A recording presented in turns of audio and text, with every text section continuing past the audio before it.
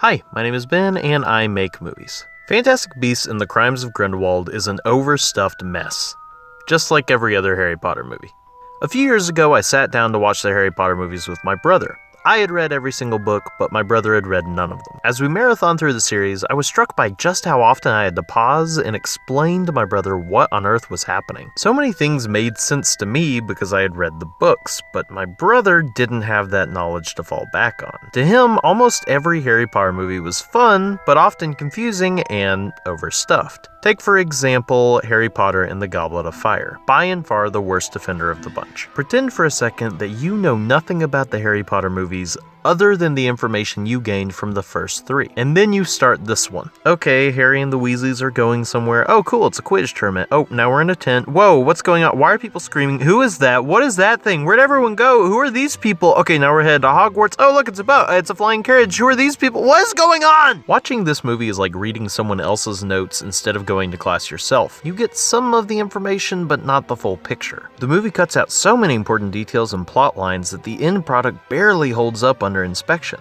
Without reading the book, the Barty Crouch Jr. plot twist is meaningless and confusing. All backstory about Barty Crouch Sr., Jr.'s escape from Azkaban, their house elf Winky, Dobby's involvement, the Riddle House, Fred and George's joke shop, and the majority of Rita Skeeter's storyline are completely missing from the film. This leaves the movie a shallow husk of a story that was previously told in book form. And most of the Harry Potter movies share this issue to a certain degree, which is understandable when you consider the fact that these books are hundreds of pages long and your average screenplay is between 90 and 120 pages. There is no possible way to squeeze a 500-page long novel into a 2-hour movie without losing some things. Even when the last book was split into 2 movies, it still had to leave out tons of important plot details. And this brings us to the Crimes of Grindelwald. Every single review I have read for this movie labeled it a jumbled mess, and watching it, I have to agree. But I had some fun with this jumbled mess. Why? Because this movie felt like another Harry Potter book squeezed down to fit into a movie's runtime. If you take the story of Crimes of Grindelwald and reverse adapt it into a book, you can see how it actually could have been pretty dang good. Underdeveloped storylines and character arcs, when properly fleshed out, could be incredibly compelling. Lita Lestrange's struggle with guilt over something terrible she did, Queenie's fall to the dark side, Credence's search for identity and meaning. All of these storylines would have benefited immensely if they had been expanded upon in book form. Here we could have heard the inner thoughts of characters, understood motivations better. Here there would have been more time to expand upon these characters and storylines, transforming a convoluted mess into a beautiful tapestry of characters, motivations, and story. This movie's biggest weakness is not having the most famous young adult series of all time to fall back on. Other than some cringe-worthy fan service, this movie's biggest crime is not of story, but of structure. J.K. Rowling is a fantastic storyteller, an amazing novelist,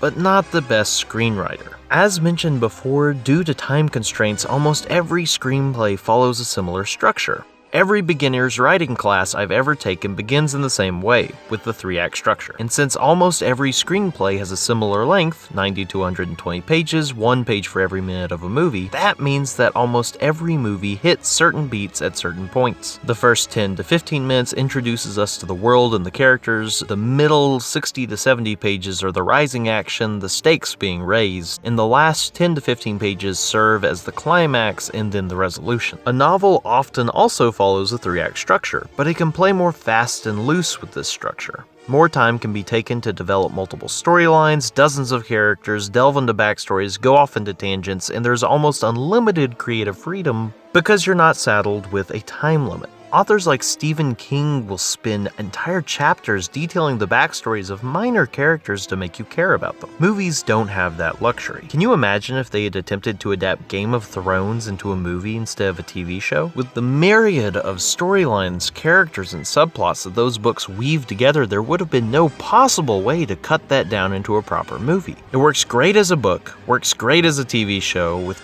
dozens of hours to play with, but as a movie, every minute counts, and there's no time to include anything but what's absolutely essential to the story. J.K. Rowling has learned how to write scripts, but her stories are still novel length. There are so many elements introduced and left hanging, so many small details that are easy to miss. If you look at all the backstory for the world that Rowling released for the first Fantastic Beasts movie, it's evident that she has every detail of all of these characters figured out. I'm sure she knows how Nagani will become an evil snake. I'm sure she knows why Newt's relationship with his brother is so tense, or why Lita is with Theseus and not Newt, or why Queenie joins Grindelwald, or all the inner workings of the complicated Lestrange family tree. But most of this does not come forward onto the screen. Many subplots and side stories in Crimes of Grindelwald would have been cut for time if they had been adapted from a novel. But because they were squeezed into the final film, they overshadow what should be the main focus of the movie: Newt, his friends, and his creatures. Fantastic Beasts and the Crimes of Grindelwald is a novel stuffed into a movie's runtime, but without the novel there to help fill in missing information or motivations. There's gobs of great storytelling here, but too much to effectively fit into the structure of one screenplay.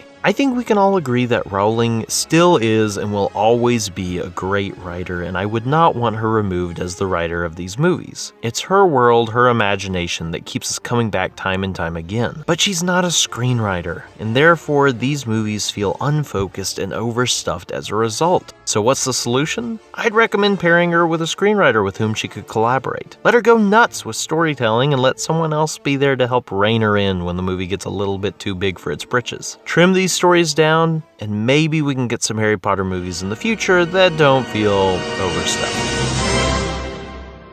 Hey guys, if you like this video, please like, share, and subscribe, as that would help my channel grow. If you want to see more film fix, click the box on the right. If you want to see something else, click the box on the left, and subscribe for future videos by clicking that button in the middle. Thanks, and have a good day.